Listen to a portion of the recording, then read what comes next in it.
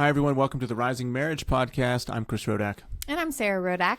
And today we're going to talk about big changes in our household involving my job, other stuff that's going on. We got a puppy, a lot of crazy things going on. Oh, yeah. So about a month ago, I stopped my teaching job. I quit. I resigned. And there's a lot of stuff that goes into that. We've been building businesses for the past 5 years. We had an ad agency, Rising Father, some other stuff we did. And then over the past year, Rising Father's kind of blown up. And I'm moving on in my life. There's a new phase of my life I'm going to now, starting it. There's no guarantee of success. It's like I've got $1 million sitting in the bank. It's a massive risk, but it was made a lot easier because my family members encouraged me. I remember a specific day. I've been going back and forth with this for months. Sorry, I can't adjust my leg. It's nowhere really great. Like shorts on. We don't have the... I got shorts on. There's nowhere great to put my leg. Okay, there we go. We don't have the sitting part of the podcast figured out yet. But anyway, I've been going back and forth about, do I take a sabbatical next year? I was considering that. Do I just quit? And Sarah said, just do it. Just go all in. Just quit. And our friends and some of our friends and other family members were like, yeah, just do it. You can do it. And I was able to do it like months ago, but then I just waited to the end of the year to be nicer to my employer to give them more time. Then we resigned, and things have been taken off since then. Things are going well, and it's crazy being an entrepreneur and not having any guaranteed income. Like if I don't do something today to bring in income, I don't get any money. Like for the rest of my life, if I do nothing, I'll have $0 coming in. And it's like, it's good though, because if I don't feel like that, then it means I'm just being lazy and sitting around. There's a lot of jobs you can get away with that, just kind of being lazy and sitting around and still getting paid. And I don't want to ever be in a situation where that is where I'm at, where I can just be lazy, sit around, still get paid. Because then that kind of forces me into a situation where I'm not pushing myself. And I want to push myself internally, but I also kind of want to be forced to push myself a little bit. But the point of this today is having a spouse that pushes you, that supports you, and goes all in with you. I feel like you glazed over so quickly that at the beginning, I quit my job. It was such a huge deal that you quit your job because this has been something that I know you've been really, really working towards for years. And at the beginning, whenever I know that was something you wanted to do is change careers, we were really not sure which way to go, like where it was going and what we were building and what we were going to do. And I think the really important part is when your spouse is going through something like that, you need to show that support because, I've always been pretty supportive, but there are some times where I thought, oh, he just had a bad day at work or this happened or whatever. And instead of just letting it be like, oh, you're fine, which I think a lot of people do because they are like, there's no way they're going to switch full careers, especially as a teacher. I think that's hard because, you kind of get stuck as a teacher. Like this is the one job that you do. It's not like in business where you can go around to different types of jobs. You know what I mean? So whenever you wanted to switch careers, that was so important to be supportive so that you could kind of dabble in learning new skills and finding your niche and what you enjoy doing and that you're passionate about. And there was definite trial and error of figuring out where you were going to go. But I feel like it was so necessary because it really built your grit and where you wanted to go with it and kind of helped you figure out where your passion was. And the whole time, it's been really fun watching you grow and changing in positive ways to, be that entrepreneur that you are. But the one thing I have to say is, of course, some people said to me aren't you nervous that your husband's quit his job, and is doing his own thing? But the one thing that I am so confident with you is I know your work ethic and I know you would never let us down. I strongly feel that way whenever you approached me and said I don't know, like, should I do a sabbatical or should I quit? I was like, let's go all in. Let's do this. And your face was a little mildly freaked out because I think you weren't thinking I'd say that. But no, I was surprised. You were very confident that I should just pull the plug. Well, like, I see how hard you work, and how the one thing that's different is it's not necessarily like what you're doing now, where no one's like in charge of you. That's like where you always thrive. Like, you can't grow your full potential when someone else tells you what to do. That's just like, so your personality is an entrepreneur. So like, even it's only been like 1 month that he's officially like, this is his full-time job, which is so exciting. You have been so much more relaxed, so much more like, there's just not near as much like stress or anxiety. It's just like, you're so zen with it, and you're so good at what you're doing. And I think like the passion of like, you have so much purpose and joy in Rising Father, like your full-time job, that you're making a difference for others, and it trickles into our house too.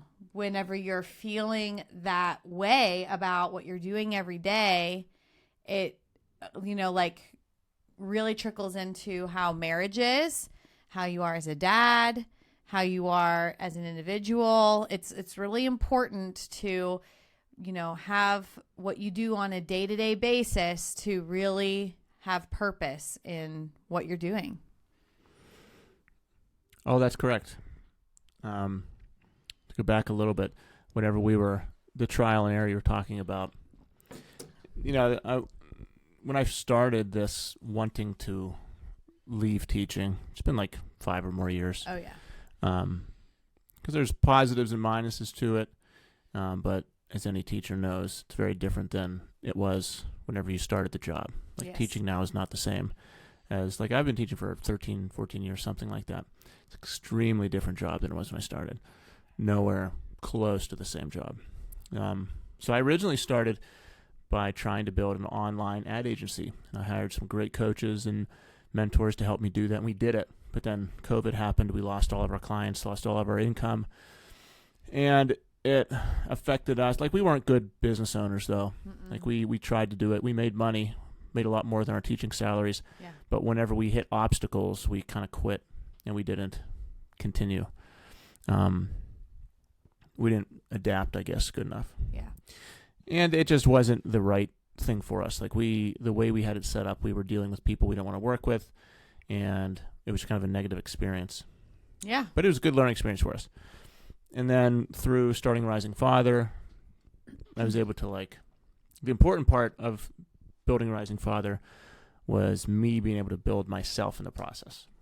Like, I had to learn discipline. I had to start waking up early. I had to start getting in shape. I had to start eating better. And honestly, if I look back at my journals, that's why I started Rising Father.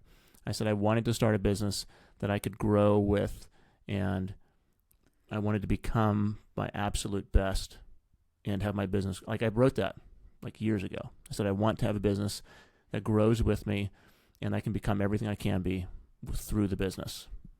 Mm-hmm. And I foresaw it 2 years ago. But then I had certain little setbacks I let pull me down a little bit. Like, I had surgery, and that got me real out of shape, and then other little things happened. But those are just bumps along the way.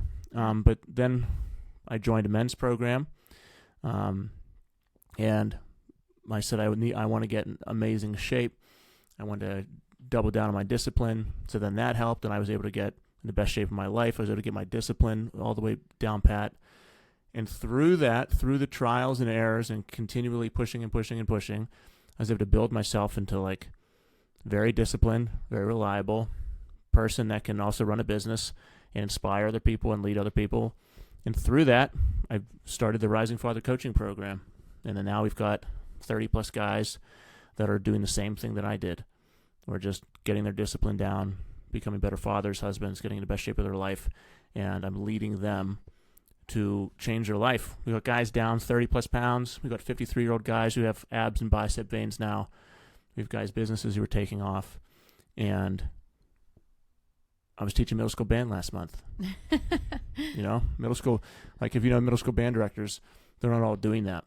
So I went from being a middle school band director, like teaching middle school general music. It was like that Disney movie Soul, like I saw the movie. I was like, oh my God, that is me not living up to my potential. And like went from that to leading a men's movement. And then a year from now, it's going to be insane. Like we'll have hundreds of people in our group. We already have thousands of people in our community. And like, I'm the leader of this entire movement community. No one to help. Like I hired coaches. Yeah. But it's not like I had, it's not like I've been a personal trainer for 10 years. Like I've got business partners financing me and people showing me every step of the way. Like just doubled down and did it.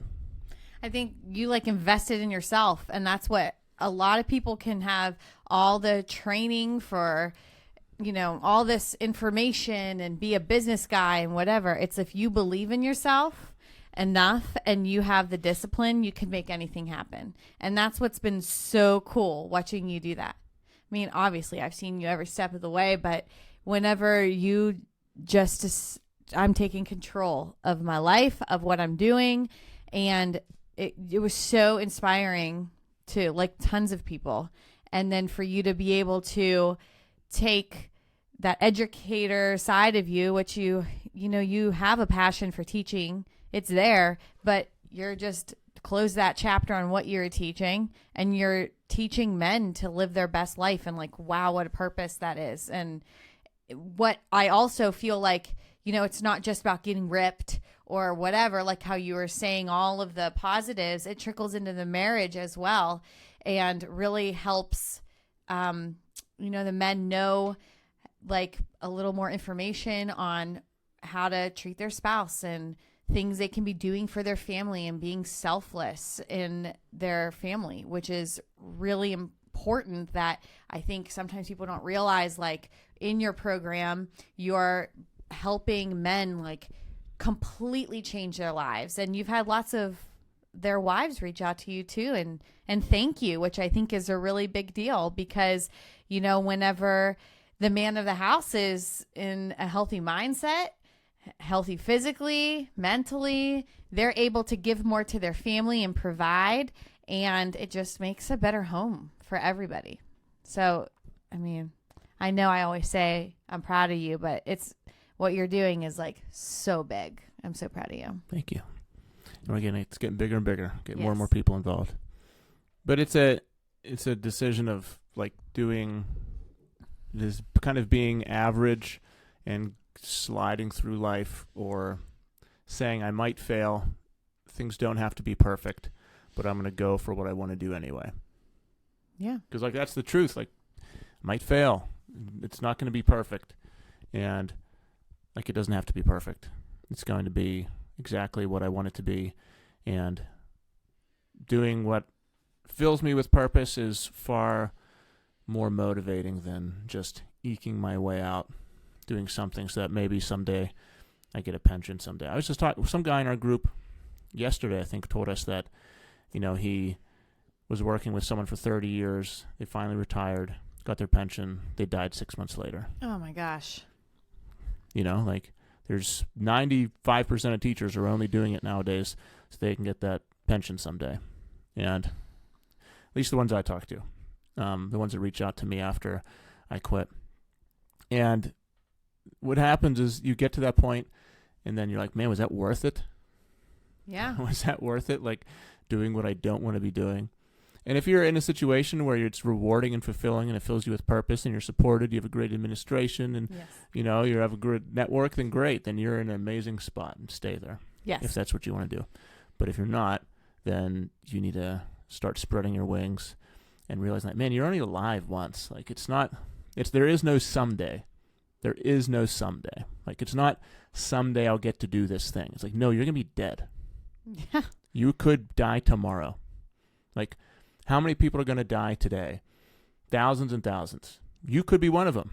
Are you going to die doing, eking your way out?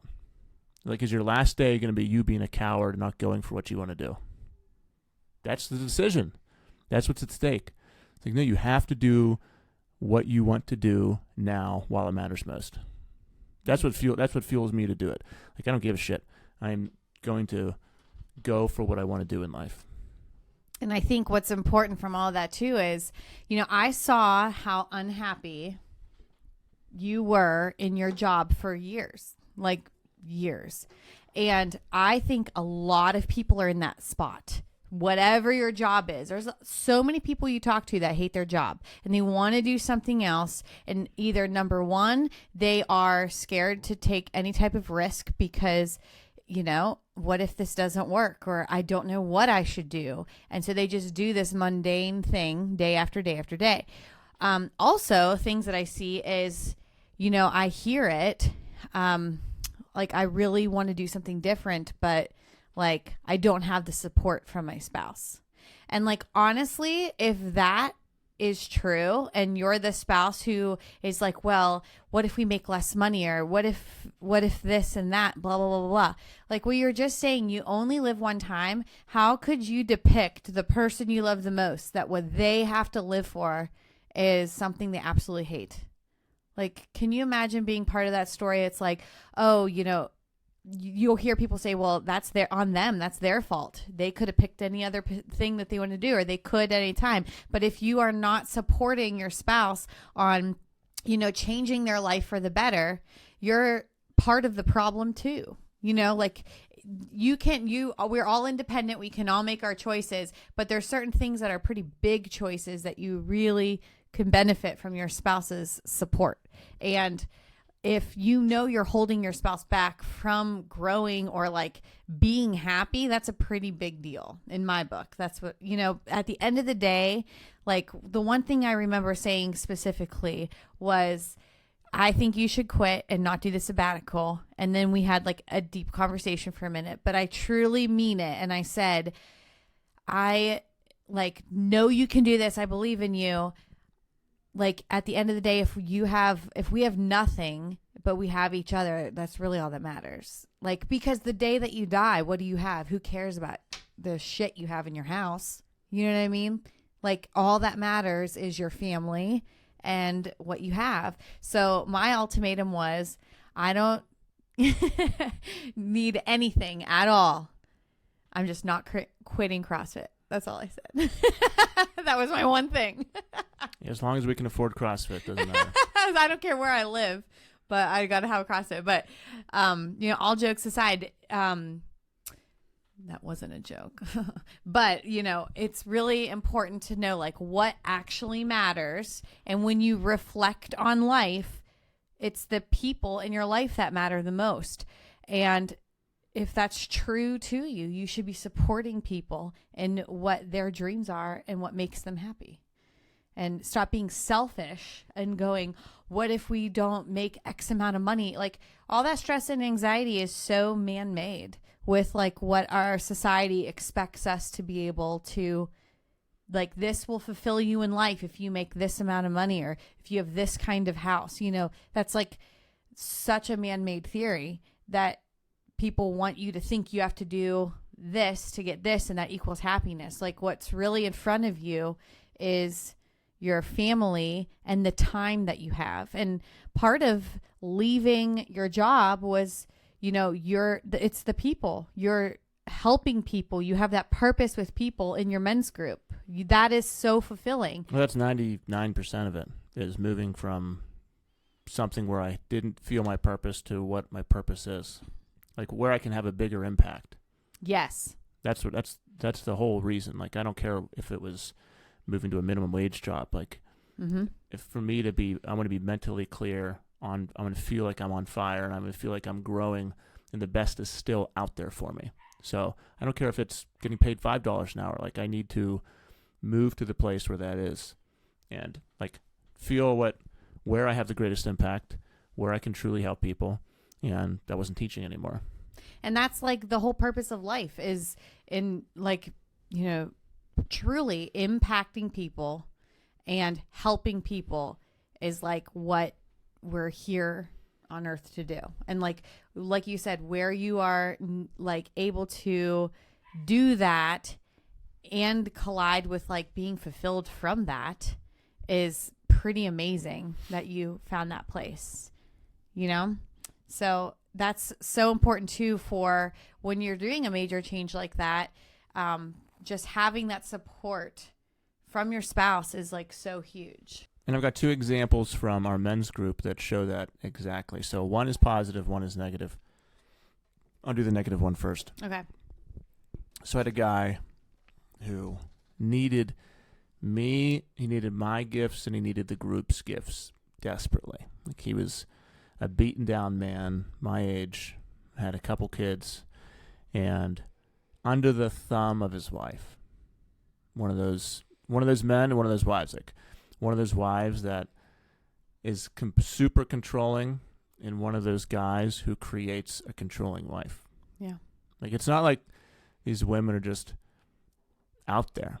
Like, it's, if you are in a relationship where you have that kind of wife or a girlfriend and she's just existing like that, and you continue to exist together in that relationship where, you know, she's always on you, she doesn't trust you, she's always nagging you, and you try to please her in every way, but then you bitch about her behind her back. Like, I know so many guys like that. It's just because you are weak and you are forcing her.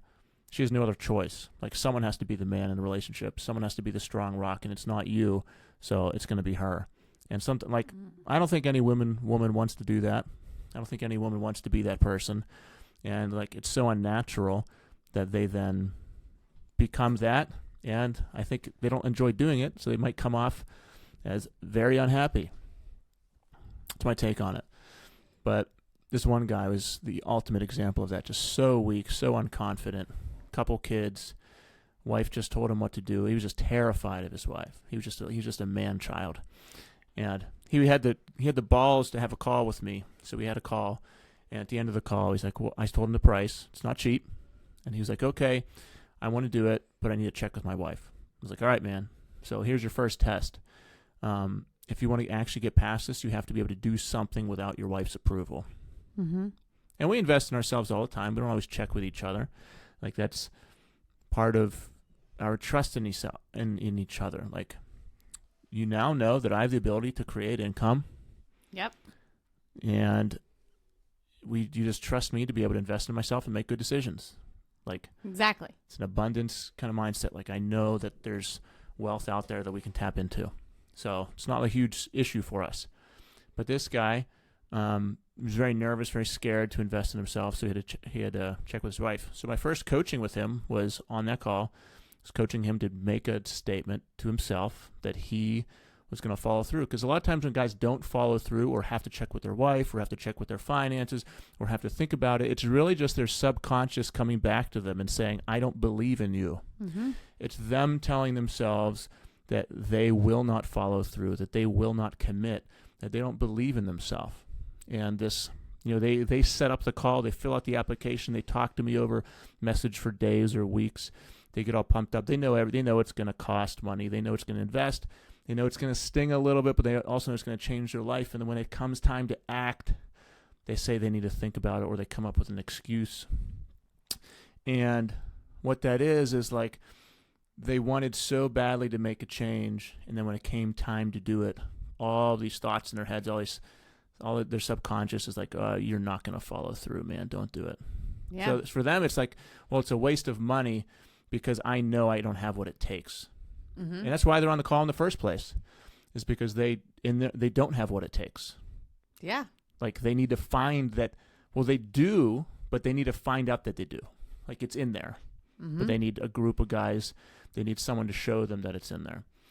So this guy, I had to talk with him for another 15 minutes to get him to pull the trigger, which he did. And then he was in a group for a week, did great, opened up and was real open and honest on the calls. He was all paid. And then he didn't tell his wife, apparently. And his wife saw the charge on their bank statement and then just flipped shit at him, threatened to divorce him, threatened to take the kids away, was posting on my Instagram account, was commenting, and was he was in the room and she was direct messaging me about how her husband couldn't handle it, How emasculating. I said, what's happening, I told her, I said, what's happening right now is why he needs to be in a program, because you are treating him like a child, and he needs to stop being a boy. She didn't like that. She's disgusting, though. This whole thing enraged me so much. It was I'll all let like, you keep going. It was all like, this was happening like during we were having a nice family summer dinner outside. We made an amazing meal. And then this guy's like, oh my God, I have to talk to you right now. I was like, Jesus Christ. And so I was on the phone with him for like 30 minutes talking him off a ledge. And then I was even talking to him on the phone. And he was like, he said, this is my battle. He said, fighting my wife and showing her that I need to do this for myself is my battle. It's like, yes, it is. This is where you have to, like, if you don't succeed here, you will never succeed. Ever. Like you will never get past this. Mm-mm. And if your kids see you as weak, if your son sees you as weak, then he's going to be weak, and he's going to choose someone who treats him as weak, and you're going to continue this cycle forever. And he said, I know. And then he hung up the phone, ready to go, ready to confront his wife, ready to finally stand up for himself. And then he sent me a picture of her sending these like messages to divorce attorneys. So she didn't actually contact a divorce attorney. She would send her husband screenshots of her messages to people about divorce attorneys just to scare him. She's a psycho. First off, legit psycho. Keep going.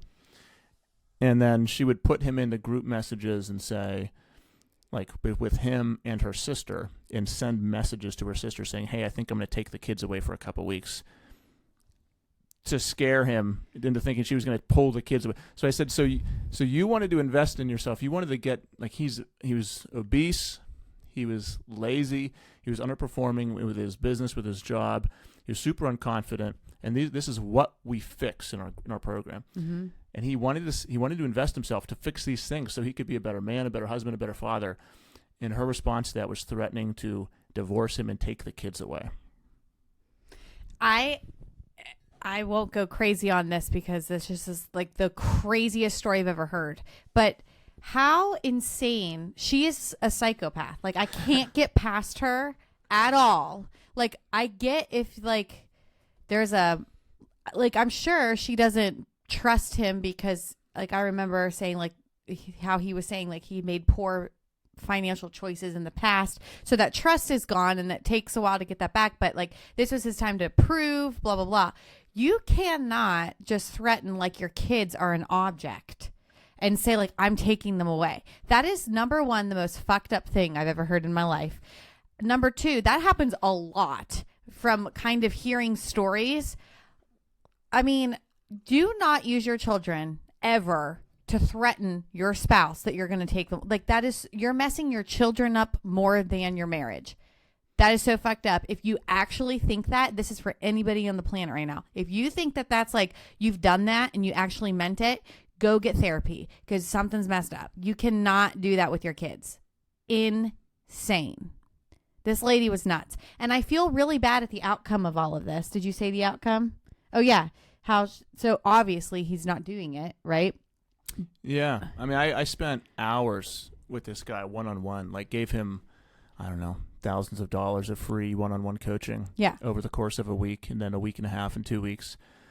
Like, because what would happen is I would talk to him. I would motivate him. I would pump him up and basically say, you need to do this. And he'd be like, yeah, I need to do this. And then he would talk to his wife, and then she would threaten him with divorce and taking the kids, and he would message me and say, okay, I can't do it. And we would just go back and forth. And it went past, like, for me, it got personal, and I got probably too emotionally involved because I thought, like, I need to help this guy. Like, this, I know where this is going to end for him. I know that where this is going to end for his kids, and it's just going to be a life of misery. So I got really personally invested in it. And then in the end, I had to move on. Yeah. And he just wouldn't budge. Like, he stopped answering my calls. He just was sending me emails now and just said, I need a refund. I need to be done. So I just said, okay. And I just gave his money back. He's not in the group. He blocked, not that he needed to, but he, like, blocked a Rising Father. Like, I wasn't, like, She probably told him yet. I'm sure. I guarantee it. And this lady has like a mom blog, and if you look at her mom blog, they're living their like, life is perfect. They're living like the perfect. She's the most supportive wife in the world. Their family's happy. He's a strong, leader husband, and for me it was like, well, this lady's obviously insane. She genuinely is insane. I don't need. Yeah. Like, can't save everyone. I spent so much time on this guy trying to save him. It was a good lesson for me too, because some people can't be saved, and that's where, like, for mental health, for me, or like if you're trying to save someone that can't be saved, at some point you have to do what's best for you. So that's the story of the crazy lady and the negative example of not supporting your spouse at all.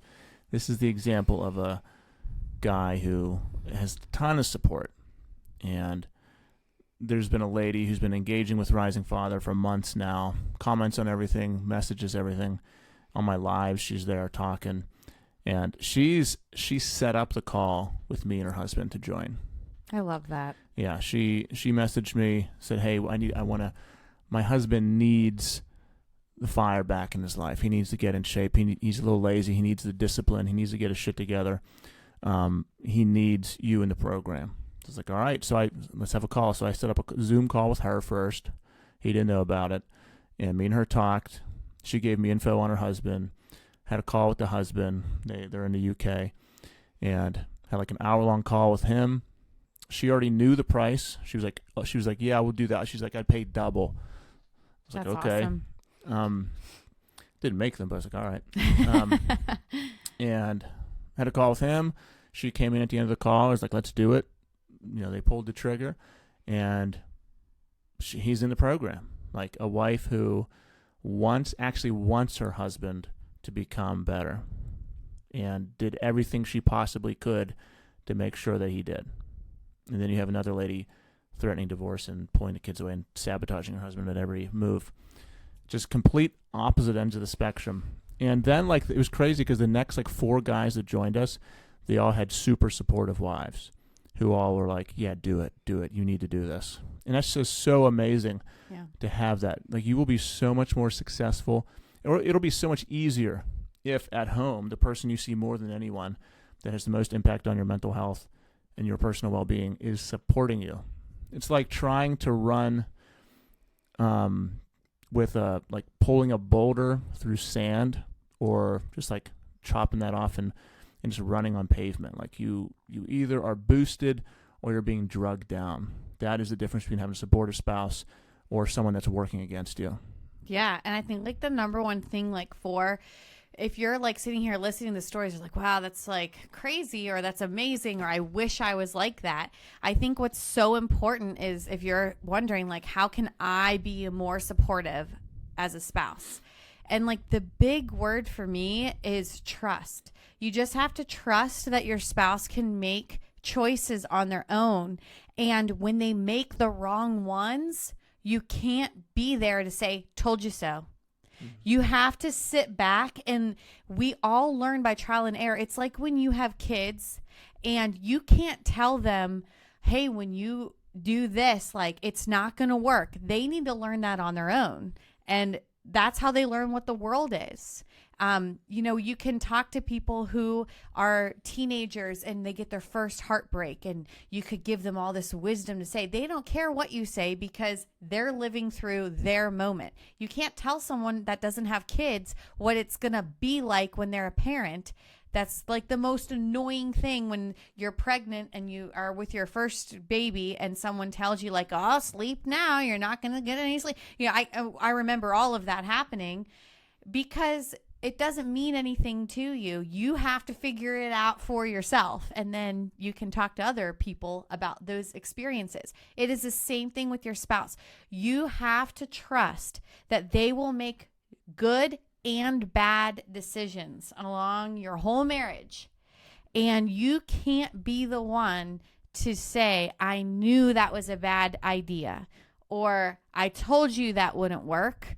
Because if you get 1 second of fulfillment of telling them that you were right and they were wrong, and that fulfills you for 1 second, that's the only amount of fulfillment you will get, is for 1 second. So was it worth it to say it out loud? Because they are going to learn from that mistake, or they're never going to try anything else ever again, because they saw that you can't let them get past making a mistake in life. So if you feel like, I wish I could be a more supportive spouse, you have to just trust your spouse that they will be able to figure things out on their own while you're supporting them. It's like, can figure it out together with you. That's really important too. But allow them to make their own decisions. Allow them to experience things themselves where you don't have to have your hand dipped in every single thing that they do. And that's so important. And guess what? I know that being a little bit of a control freak, that can freak some of you guys out, thinking like, I have to know every single thing they're doing. I have to know, what choices they're making, or how, like the money that they're spending. I need to be involved in every single little thing. But just like, have that trust that they can make good decisions, because they can. And when you're there to support them through the trial and error of trying different things in their life, your bond grows tighter and they trust you more as well. And it just becomes like such a better combination in your marriage. And it's hard enough to believe in yourself with no one. Like, it's hard enough to think that you can do something correctly and have that faith in yourself that you should try something and it's okay to fail. Like, that's hard enough. When you have someone rooting against you or tearing you down, it's like 75% versus 25%. It's really hard. And thinking you have to have it figured out, thinking it has to be perfect, or even thinking it has to work out is what stops so many people from trying anything. Like, you have to have the confidence yourself that when it doesn't work out, you're going to pivot and adjust. Yes. Like, failure is going to happen. When failure happens, do you have it within you to survive? And guys or anyone that thinks they don't have it within them to survive, they're the ones who never start, because they're just petrified that, well, what if it doesn't work out? What am I going to do? Or you think, well, when it doesn't work out, I'll just learn from it and pivot and adjust. If you have that confidence in you, then you're okay trying new things.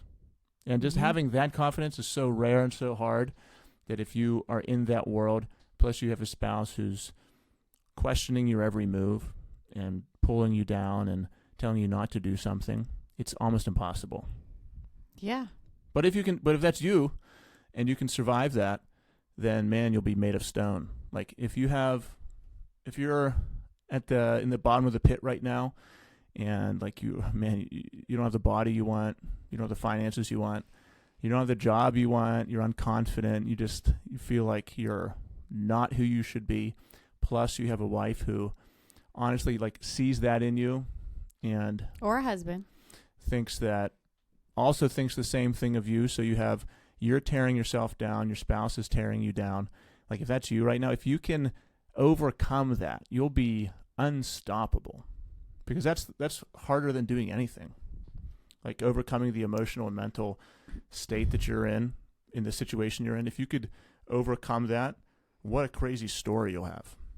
And I bet in the way too, like, once you overcome that, your spouse will probably be changed too, because they see that like phoenix rising, and you can't help but be inspired when the person you're with all the time does that. That like really motivates them too. Sometimes it just takes one person, if you're in that type of relationship, to just say that one person, I'm making a change and this is happening. No matter what anyone thinks, this is what I'm doing. And it changes everybody for the better. You just have to get through that rocky part, of the beach before you get to that soft sand. And you just have to power through. Yeah, absolutely. Yeah. Well, grateful for you, babe. Thank you. I'm grateful for you. And we'll wrap it up there. Thank you, everybody. Please subscribe to this channel. please watch all of our podcasts. Subscribe to Rising Father. Follow Rising Father. Follow Rising Marriage. And we'll see you later. Bye, guys.